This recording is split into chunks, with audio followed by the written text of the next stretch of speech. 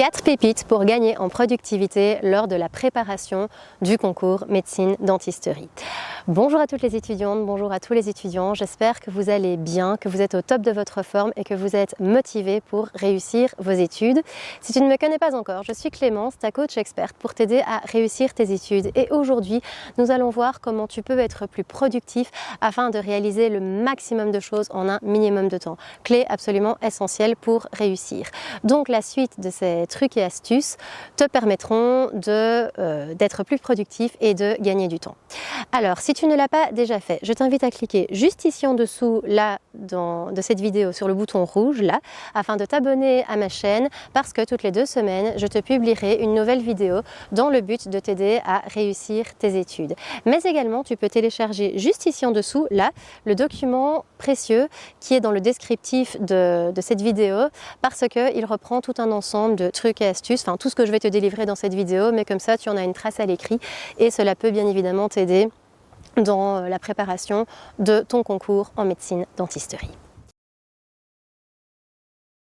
Avant même d'aborder la suite de cette vidéo, le but évidemment de gagner en productivité, c'est de pouvoir maximiser son temps, vraiment de pouvoir réaliser le maximum d'actions en un minimum de temps pour évidemment le plus d'efficacité. Donc je ne vais pas devoir te démontrer que au plus tu as une efficacité d'études, au plus évidemment tu maximises tes chances de réussite. Et donc pour ça, eh bien, je vais te décrire un problème principal que tu pourrais rencontrer, c'est que beaucoup de gens vont être très courageux, très persévérants, vont beaucoup travailler, ils vont travailler dur, ils vont y aller d'arrache-pied, mais parfois un étudiant va prendre beaucoup de temps pour réaliser une tâche et puis il va se rendre compte qu'en fait il a pris plein de temps pour faire une tâche, alors qu'en fait une tâche, il n'y en a pas une, mais il y en a 100, il y a plusieurs cours, et donc de se dire que tu passes parfois comme ça, genre 3 heures, pour juste comprendre 1 ou 2 pages d'un cours, alors qu'en fait il reste 100 pages, eh bien il n'y a rien de plus démotivant de te dire « Oh punaise, il y a encore tout ça, j'y arriverai jamais ». Donc je suis sûre que tu vois de quoi je parle, parce que ça peut être très décourageant de se rendre compte qu'il y a énormément à faire et de se rendre compte qu'une toute petite partie peut prendre énormément de temps.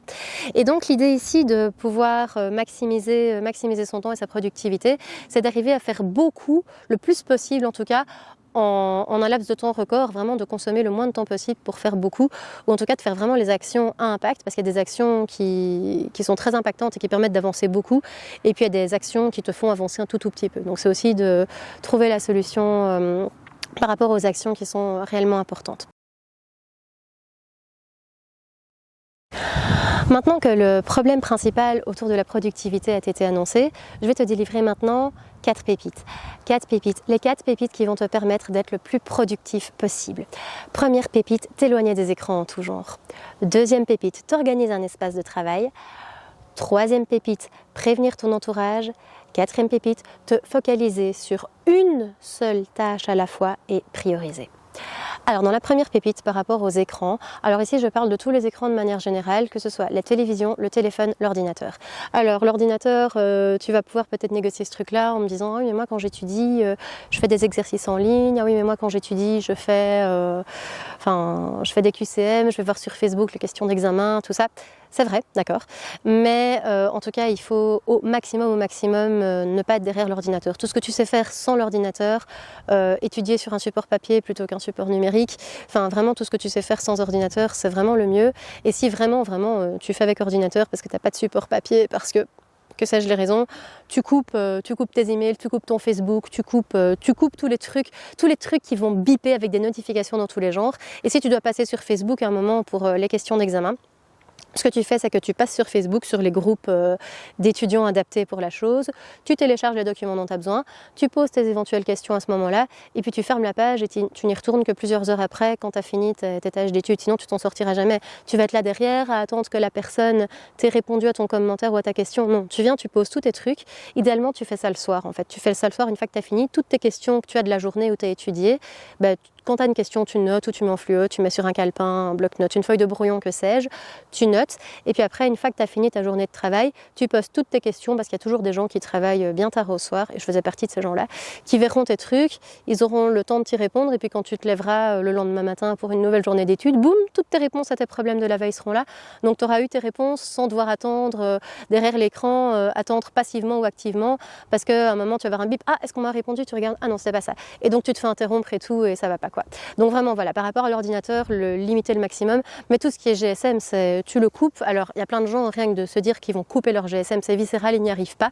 Mais alors à tout du moins le mode avion, si encore le mode avion ça ne va pas, c'est viscéral, et que tu le mets en silencieux parce que tu peux pas éteindre ton téléphone, alors dans ce cas-là, ce que je te conseille, c'est si tu mets le mode en silencieux, c'est que tu retournes le téléphone pour ne pas avoir la petite lumière qui s'affiche, parce que sinon ça va, ah, j'ai eu un truc, et donc ta concentration va être happée sur ton téléphone au lieu de ta tâche d'étude. Donc c'est vraiment le téléphone, tu le retournes, et même idéalement, si tu n'as pas de problème d'éteindre ton téléphone, le mettre en mode avion ou quoi, dans ce cas-là, clairement, ton téléphone, tu le mets plus loin, à l'autre bout de la pièce, ou même idéalement, si tu étudies en haut dans ta chambre, tu le mets en bas, enfin vraiment, pour ne pas être tenté, à un moment où tu en as un peu marre d'étudier.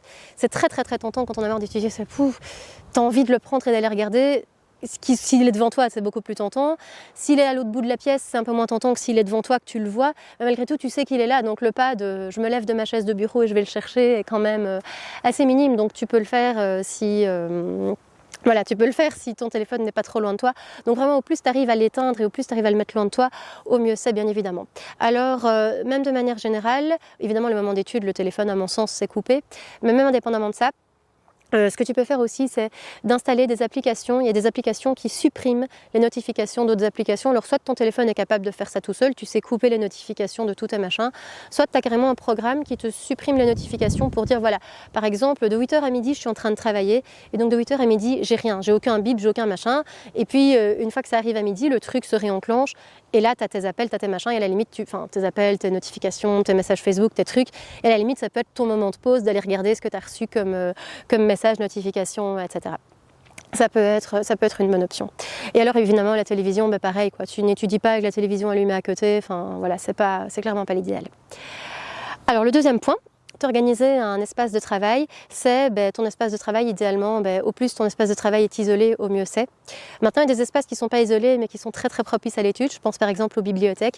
Les bibliothèques, même s'il y a plein de gens autour de toi, tu vois tellement tout le monde en train de bosser et de cravacher, et tu vois tellement tout le monde concentré que même si à un moment tu lèves les yeux de ta feuille, tu vois tous les gens qui sont en train de travailler autour de toi, tu sais quasi rien faire d'autre que de t'y remettre en fait. Donc même si là t'es pas isolé, ça va parce que c'est très silencieux et que t'es pas interrompu. Alors tous les endroits, tu as beaucoup ça maintenant sur les lieux de travail, donc c'est moins le cas évidemment aux études, mais les open space où tout le monde travaille dans le même espace, mais alors tu as des gens qui passent, qui repassent, qui viennent, qui parlent, qui interrompent. Alors toi tu entends les conversations, même si on ne vient pas t'embêter toi, mais tu vois les conversations des gens à côté, donc quelque part tu es happé par les discussions, même si elles ne te concernent pas, même si elles ne t'intéressent même pas, tu entends ce qui se passe et ça te déconcentre. Alors si tu ne sais pas bosser ailleurs que dans un espace de travail ouvert, je pense par exemple, tu bosses en transport en commun, tu as un long trajet et plutôt que de rester là, rien faire, tu bosses, ce qui est tout à ton honneur, pour pas te laisser déconcentrer par les mouvements des gens dans le train, dans le bus ou autre, tu te mets un casque déjà pour t'isoler du bruit ambiant plutôt que des écouteurs. Un casque c'est encore mieux, mais les écouteurs c'est déjà bien, hein. Tu mets un casque et alors en plus de ça, si dans ton casque tu savais mettre non pas de la musique, encore moins de la musique que tu aimes bien, parce que là tu vas être concentré sur la musique, les paroles, le truc, et tu vas être plus absorbé par ta musique que par ton étude, mais tu mets soit des musiques exprès faites pour la concentration, soit tu mets des bruits de fond, mais des bruits de fond non déconcentrants du style, tu as des bruits de fond qui sont des mouvements de foule, et donc tu entends des bruits mais sans qu'il y ait des discussions, des conversations, donc c'est un bruit de fond d'ambiance, et en fait c'est assez pratique pour se reconcentrer avec ce bruit de fond, parce que c'est un bruit non perturbateur, tu sais pas te concentrer sur le bruit de fond, quoi. Ça t'isole en fait, ça t'isole du bruit ambiant avec les discussions et les trucs. Moi je trouve ça personnellement très pratique. Donc voilà, tu peux avoir ça pour l'organisation de ton espace de travail.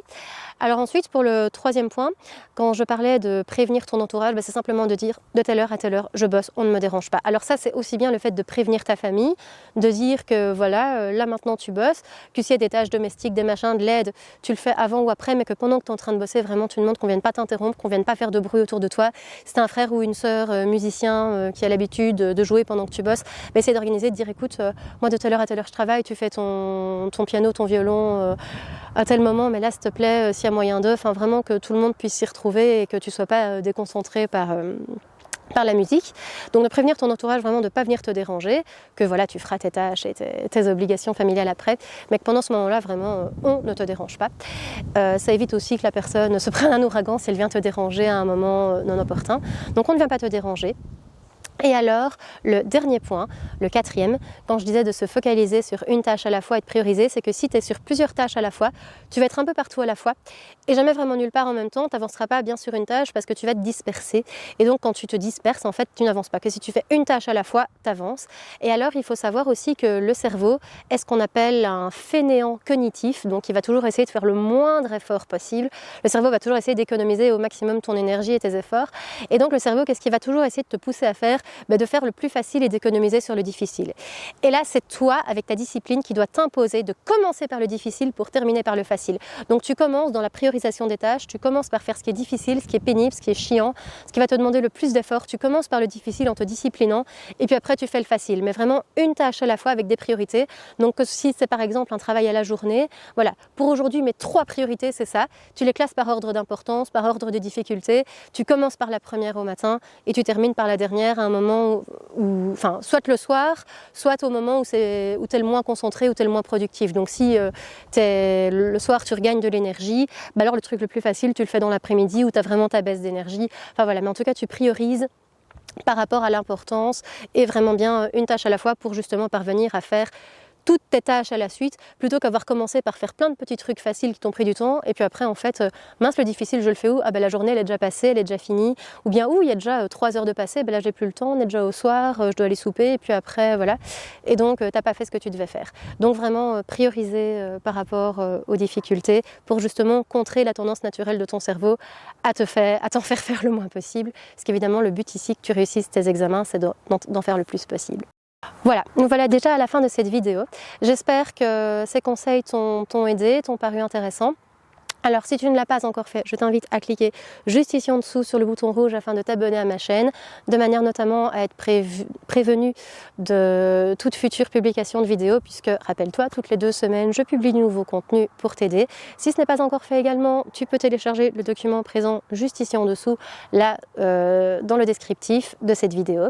Mais également, je t'invite à me noter dans tes commentaires ce que tu fais déjà en termes de productivité et également les choses que tu ne fais pas encore et qui te paraissent intéressantes, ou bien les petites choses que tu aurais envie d'ajouter qui seraient pertinentes. Enfin voilà, tu peux me poser toutes tes questions, me parler de toutes tes difficultés, ou bien me dire voilà, je comprends bien que pour la productivité je dois faire ça comme ça, mais par contre pour moi c'est difficile, je n'y arrive pas. Essayer d'identifier le pourquoi tu n'y arrives pas. C'est pas juste oh j'arrive pas, ça je sais pas, mais voilà, à dire voilà, ça je sais pas parce que enfin j'en sais rien, moi mon GSM il est trop important pour moi, c'est psychologique, je sais pas m'en défaire. Enfin voilà, toutes tes difficultés tu les notes, tous tes trucs de productivité et tout ce qui est intéressant à ajouter, bien évidemment, ajoute-le. C'est un plaisir pour moi de le lire, d'y répondre et même de faire une vidéo là-dessus pour développer ce problème potentiel.